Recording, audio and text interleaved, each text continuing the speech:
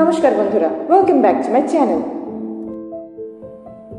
জ্বর, গায়ে হাত পায়ে ব্যথা, গা ম্যাজম্যাজ করলেই আমরা ছুটে যাই শুধুমাত্র একটা ওষুধের কাছে, প্যারাসিটামল। অ্যাসিটামিনোফেন বলা হয় যাকে। 100 মিলিগ্রাম, 250 মিলিগ্রাম, 500 মিলিগ্রাম, 650 মিলিগ্রাম বিভিন্ন ডোজে এটি পাওয়া যায়। আসুন এর সঠিক ডোজটি জেনে নিই।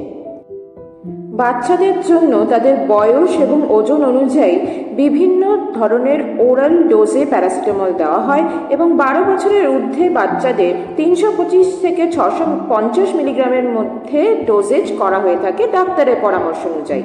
বড়দের ক্ষেত্রে 650 মিলিগ্রাম প্রত্যেক 4 থেকে 6 ঘন্টা অন্তর অন্তর খেলেই যথেষ্ট। কিন্তু এই প্যারাসিটামলেরই ওভারডোজে হতে পারে মারণ প্রতিক্রিয়া। 4টি স্টেজে এর টক্সিসিটি দেখা যায় এবং সবচেয়ে মারণ প্রভাব পড়ে আপনার লিভারে। জন্ডিস, বমি, পেটে ব্যথার পাশাপাশি আপনার মাল্টি অর্গান ফেইলিয়ারেরও আশঙ্কা থাকে। সাধারণ ডোজে প্যারাসিটামল খেলে সেটি আপনাদের ইউরিনের সাথেই বার হয়ে যায়, কিন্তু অতিরিক্ত ডোজে প্যারাসিটামল খেলে সেটি আপনার লিভারে গিয়ে বিষাক্ত NaPQ1 তৈরি করে, যা আপনার লিভারের সেলগুলোকে ড্যামেজ করে। বড়দের ক্ষেত্রে বিষাক্ত ডোজটি হলো 7 থেকে 10 গ্রাম এবং ছোটদের ক্ষেত্রে 150 মিলিগ্রাম পার কেজি এবং 1 থেকে 6 বছরের বাচ্চাদের জন্য 200 মিলিগ্রাম পার কেজি। প্যারাসিটামলের টক্সিসিটির অ্যান্টিডোট N-অ্যাসিটাইলসিস্টিন।